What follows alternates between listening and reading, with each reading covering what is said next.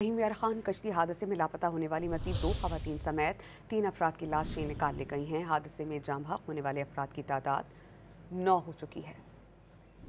कश्ती उलटने का अफसोसनाक वाक़या मौज़ू नूरवाला के इलाके में पेश आया। कश्ती एक ही ख़ानदान के 25 अफराद को महफूज मकाम पर मुंतकिल करने के दौरान हादसे का शिकार हुई थी। रेस्क्यू ने बरवक्त कार्रवाई करते हुए 14 अफराद को जिंदा बचा लिया था।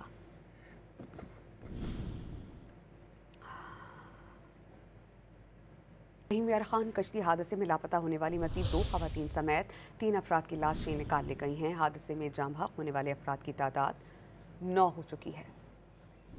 कश्ती उलटने का अफसोसनाक वाक़या मौज़ू नूरवाला के इलाके में पेश आया। कश्ती एक ही ख़ानदान के 25 अफराद को महफूज मकाम पर मुंतकिल करने के दौरान हादसे का शिकार हुई थी।